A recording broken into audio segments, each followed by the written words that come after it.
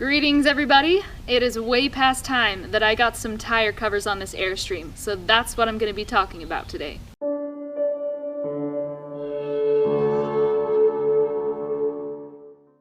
So as I started looking for tire covers, I came across 4 things that I really wanted.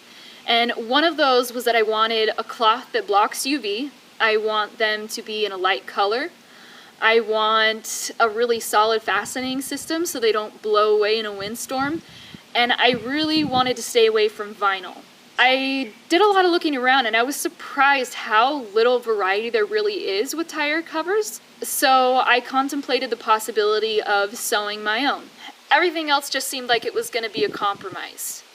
Now, one thing that my sewing teacher in college taught me is that you don't always sew something because it's cheaper, because a lot of the time it's not. And obviously there are exceptions to that, but the real reason that you want to sew something yourself is because you know exactly what you want and you know you can sew it that way.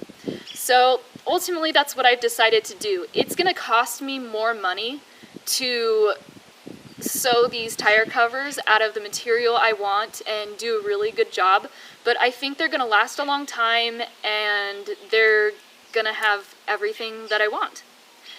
So I'm going to take a few measurements and I will order materials and then I'll show you what I've got. I found a great video by Sailrite on how to make your own tire covers, and that's pretty much the process I'm going to be following. I will link their video because they do such a great job with the tutorial. I'm mostly just going to make this video an overview of my project, and I'll refer you there if this is something that you want to do for yourself. I also purchased my fabric through Sailrite. This is going to be Sunbrella marine grade upholstery kind of material. It's the most UV resistant and water resistant material they had. So let's see what we got. Ooh, it's so beautiful! I've got this awesome light gray. Looks just like it did online. Beautiful. I like it. It's really nice quality material. Sometimes outdoor materials are so utility that they're hideous, and this is actually really nice stuff. Here's a look at my sewing notions for this project. This is some hook and loop, or generic Velcro, basically. I also have thread that's perfectly matched to my fabric. And I've got this binding that is also UV and very sturdy. It feels like it's also made out of Sunbrella. I think that's what it said online as well. So this stuff is really sturdy. I bought it in a contrasting color just for fun. No one is ever gonna see it because the closure is at the back, but I'll know it's there, so I'll feel special. The first thing I'm gonna do is make a circular template for my tire covers.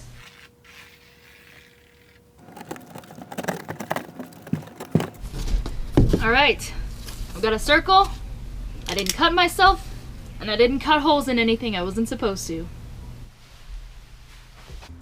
Next, I used a chalk pen to mark out my pieces.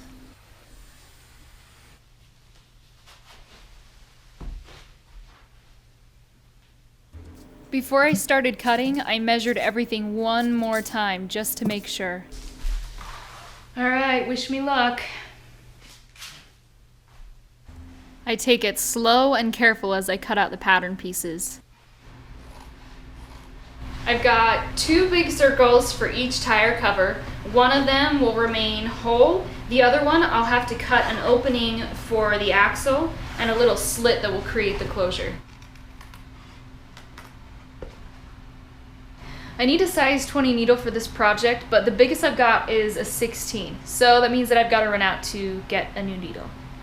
In case any of you were in doubt, yes, I do know how to drive a car. She knows how to do lots of things. I just usually have the camera with me more. I couldn't get a size 20 needle. Closest they've got is a size 18, so I can't be the only person who's never sewn with a needle that large. It's as close as I'm gonna get, so hopefully that will do the trick. Let's take it for a spin and see how it does. That is a large needle. First thing I'm doing is hemming the bottom part of the tire covers. Now I've got my big rectangular piece that's gonna go over the top of the tires. I'm going to zigzag the short end just to finish that edge, and then I'm gonna sew a 1/2 inch hem. Now I'm just gonna cut out a little 3" by 12" flap that will be part of the closure on the back of the tire cover. Now I'm just gonna hem the short ends of this really quick. So I've got my little flap. Now I'm gonna start adding the hook and loop.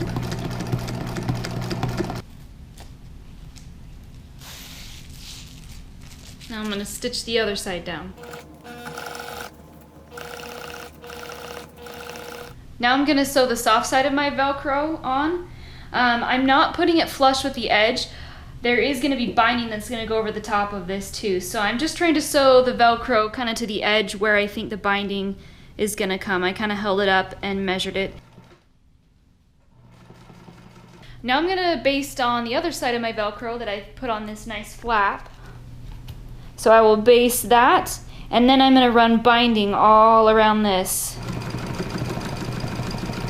Since I don't really have a feeder for helping to put the binding on, I'm gonna go ahead and crease it just to kind of make it a little bit easier to hold together when I sew it.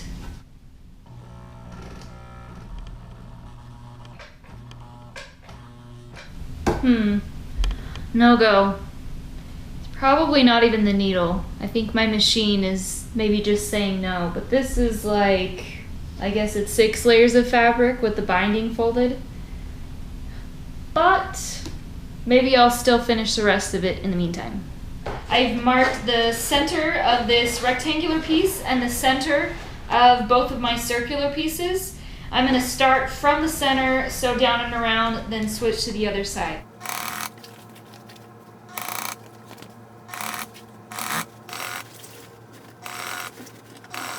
Sailrite recommends that you cut this material with a hot knife, but I couldn't really bring myself to buy a new tool like that as I'm getting ready to move into a travel trailer. So without being able to kind of melt the edges, it does fray, which mostly just becomes messy. It didn't really jeopardize my seam allowance. It didn't really warp the pattern pieces because it's such thick fabric. But it's a little messy. So I did go back and I just kind of zigzagged the edge. I'll trim some of these scraggly ones, and hopefully that will keep it from getting horrible, but it's just a little bit sloppier looking on the inside. I've assembled the tire cover now, so here's the front piece, the back piece, and the in-betweener. I also went back and top stitched this, so I'm gonna go do the same thing on the back side. So here's the tire cover completely assembled, but I still have this raw edge in the opening where I need to get my paws somehow on an industrial sewing machine so that I can get the binding sewn on. So last night I was able to get the tire covers finished aside from getting the binding on, which I can't sew on with my machine. So today's my last day in the salon, by the way. I've got a gap in my schedule, so I'm running to a local upholstery shop to see if they can finish those up for me in time for us to leave. Looks like no luck at Kirkham's. They're pretty backed up.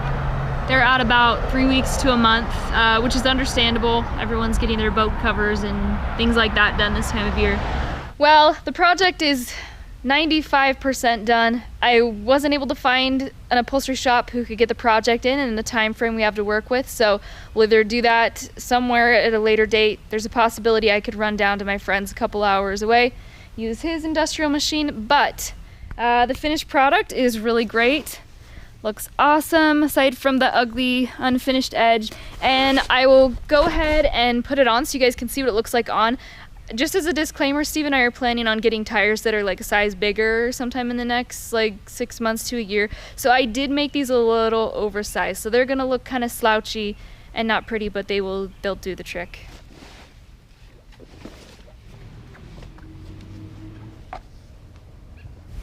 Well, I think that's a wrap.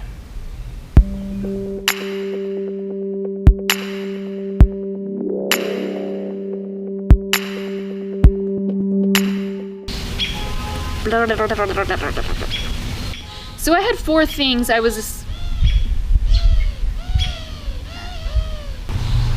So there were 4 things that I really... Son of a gun.